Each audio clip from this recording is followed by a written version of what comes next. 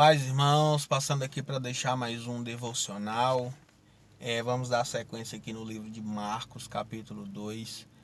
O Mário mencionou no devocional dele do capítulo 1, né? Acerca do batismo de Jesus. E que Jesus ele foi revestido de poder a partir do momento que ele foi batizado, né?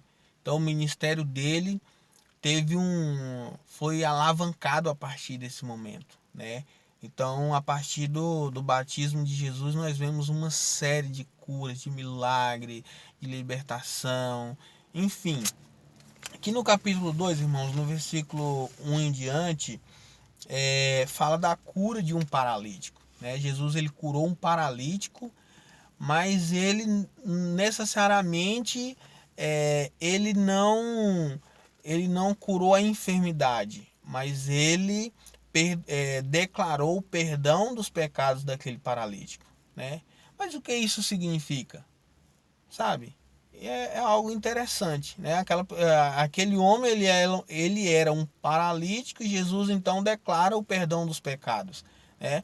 Sabe, irmãos, muitas vezes nós estamos paralisados por causa da acusação que nós temos na nossa mente por causa do pecado. Não é necessariamente o pecado em si, mas é a acusação que vem por meio do pecado na nossa mente, sabe? Então nós temos que ter essa consciência do perdão, que a partir do momento que nós aceitamos a Jesus, todos os nossos pecados eles são perdoados. A Bíblia fala que o nosso pecado do passado, do presente e o do futuro também já foi perdoado. Sabe? Então nós temos que ter essa paz no nosso coração, para que nós possamos não estar mais paralisados como aquele homem estava. Amém? Que no versículo 13 em diante, fala acerca de um grupo de pessoas, de cobradores de impostos, né? Jesus chegou ali no meio deles, sentou no meio deles, comeu com eles. Então os mestres da lei, os religiosos da época começaram a, a cochichar entre si, né? Falando, mas como que esse diz o rei dos judeus e senta no meio dos cobradores de impostos? Sabe, os cobradores de impostos naquela época, eles eram tidos como ladrões, como malfeitores. Afinal de contas, eles cobravam impostos abusivos do seu próprio povo, né? Mas Jesus, ele fala o seguinte: os que têm saúde não precisam de médico, mas sim os doentes. Eu vim para chamar os pecadores e não os bons. Sabe por que Jesus sentava no meio dos pecadores? Porque Jesus veio para os pecadores. Sabe, se você se sente um pecador, se você se sente fraco, se você se sente incapaz, indigno, sabe, Jesus ele morreu por você então.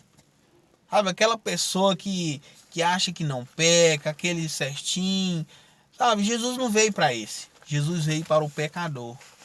Amém? No versículo 18 em diante, irmãos, Jesus fala acerca do jejum. Sabe, os religiosos eles tinham uma prática de jejuar. Só que não era aquele jejum como nós cristãos jejuamos. Por que nós jejuamos? Nós jejuamos para que nós possamos estar mais sensível a Deus. Os religiosos da época e até os de hoje não. Eles jejuavam para se sentirem dignos de receber algo da parte de Deus. Sabe, essa não é a motivação a qual nós devemos jejuar. Amém? No versículo 23 em diante, Jesus fala acerca do sábado, né? Eles estavam passando ali por uma plantação, eles estavam com fome, os discípulos começaram a colher espigas para se alimentarem e os religiosos, mais uma vez, começaram as acusações. Mas isso não é contra a nossa lei, você trabalhar no sábado? E Jesus mais uma vez rebate, né? Rebate as acusações dos religiosos da época, dos mestres da lei.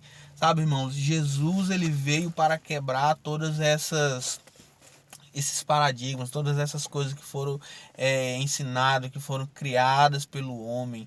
Sabe, Jesus ele veio para nos libertar da maldição da lei. Qual que é essa maldição da lei? Quando nós descumprimos a lei, nós atraímos maldição para a nossa vida, sabe? Mas nós sabemos também que nós não conseguimos, pela nossa força, cumprir a lei.